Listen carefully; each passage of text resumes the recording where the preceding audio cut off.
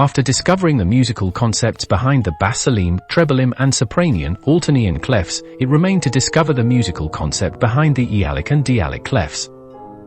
In them, the common suffix is elic and its lexeme or word is either the letter A or D. I had no idea what they could mean and didn't know where to start looking, so I thought, why don't I start from the beginning? And the fact is that if I wanted to understand the language of the first ones, I first had to know its origins. That is to say, how were the 7 musical notes created? Why do they sound the way they do? Why of the infinite sounds that exist are they the ones chosen to build songs? What truth is hidden in them?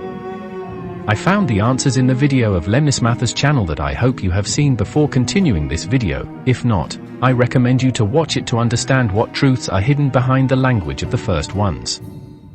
I leave you the link on the screen and in the description below.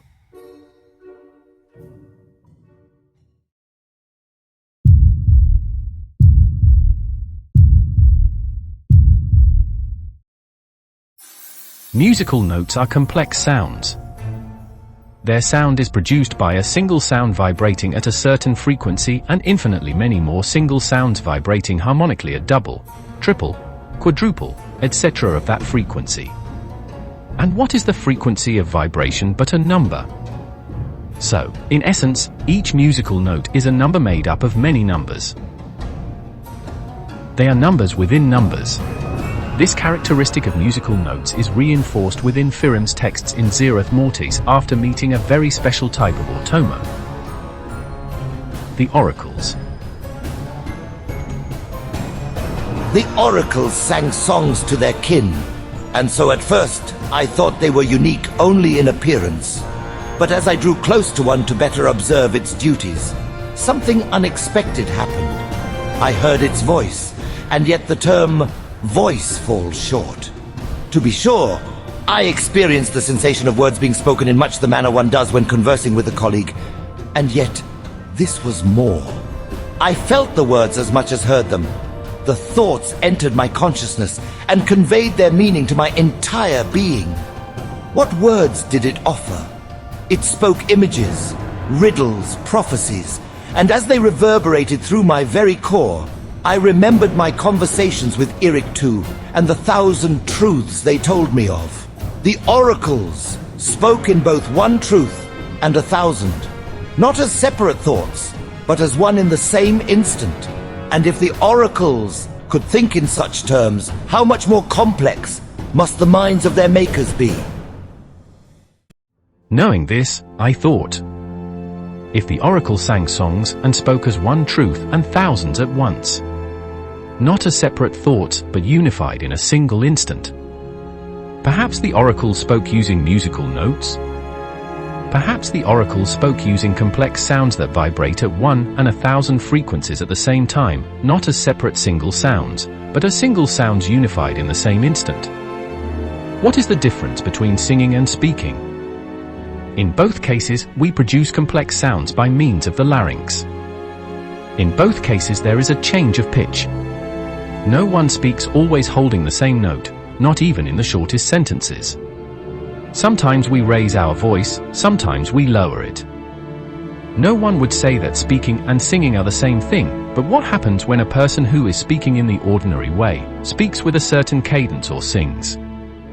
What happens is that he now produces notes to which he has fixed regular intervals, like the notes of a piano. When we speak, we do not use the fixed intervals of musical pitch, but raise and lower our voice without regard to such intervals. But the act itself is very similar. And after all, what is language if not a system of sounds and patterns, I ask you? Another of the truths that I found in Lemnismatha's pedagogical video is the method by which we find the 7 musical notes. Starting from a first complex sound, we found the other 6, and all of them harmonically related by means of the musical interval known as a just fifth, the most consonant musical interval after the octave. By making fifths of each sound, a new sound appeared, a new musical note. A process that can become infinite and that we decided to stop at 7. The first 7 musical notes. The way of finding the musical notes is very reminiscent of the words of Ulfirim when he says, "What is clear is that great powers took shape. How many? There are numbers within numbers, my friends.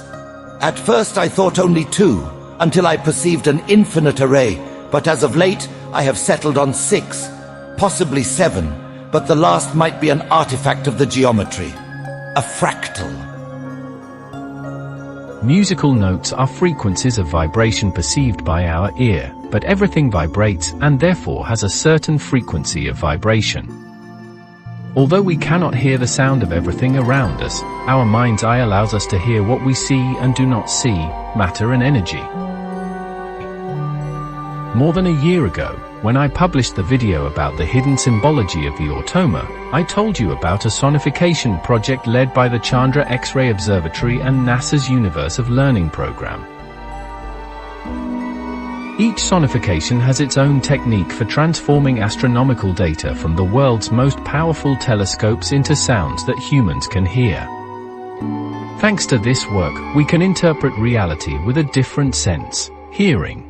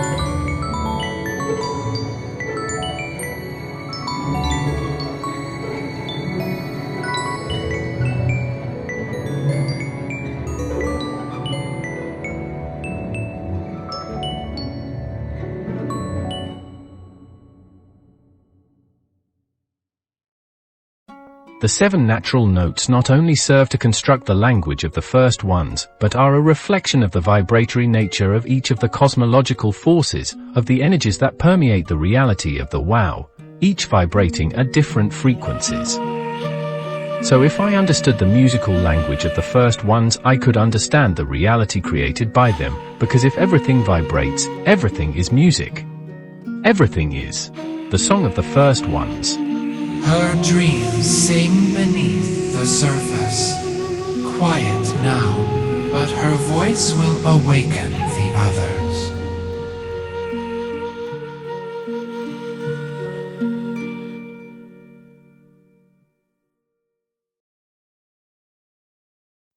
After knowing the relation between sound and vibration, between the 7 musical notes and the 7 cosmic forces, and that the 7 musical notes are repeated along the infinite spectrum of sound by octaves, Ulfirim's words echoed in my head once again.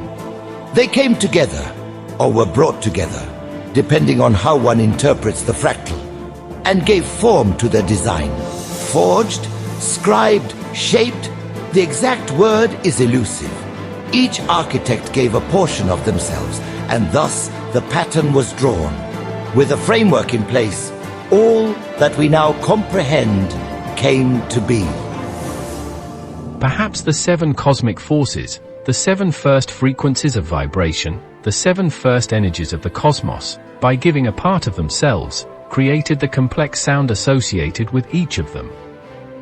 Perhaps the 7 musical notes are the essence of each first, thus creating the repetitive pattern of the musical scale, on which they build their language and all reality, as if it were a song?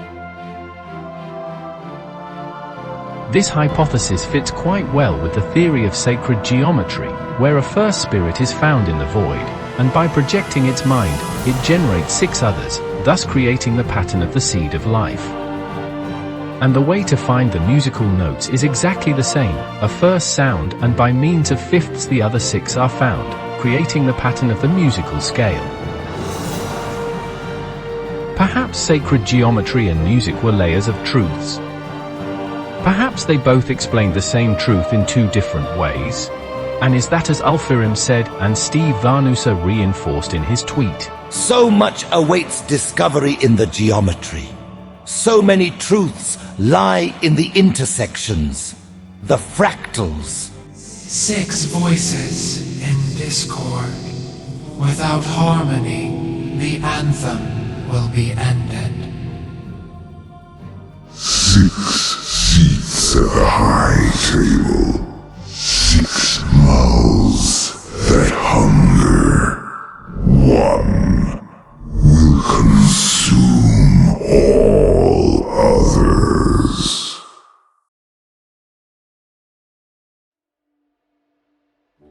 So much for the second part of the truth of the cipher of the first ones. If it has been complicated for you to understand, I invite you to watch the video of Lemsamatha's channel one more time, and while doing so, remember the texts of Ulfirim that I have mentioned in this video. In doing so, without realizing it, you will feel that what Lemsamath is telling you in his video you have already heard before in the game, but in a different way. Some of you may say that these discoveries are still a mere coincidence and that they do not solve anything in the game. But once again, and I will not tire of saying it, I ask for your patience. This journey has just begun, and as you advance in it, the more you will be eager to discover how the videos are connected to each other and to the WoW. Before I finish, I would like to thank you for your support with your comments and subscriptions. I know that some people will think that these videos are boring, but this is not a channel for everyone. It is only for those who, like me, believe that WoW is more than just a game. So I trust you to spread the word among those people who want to know the truth of Azeroth, because my goal is to give hope back to all those who loved WoW for its lore and lost it with Shadowlands. I will show you that Shadowlands is indeed an ambitious expansion, as ambitious as my videos are. Only I can sustain you.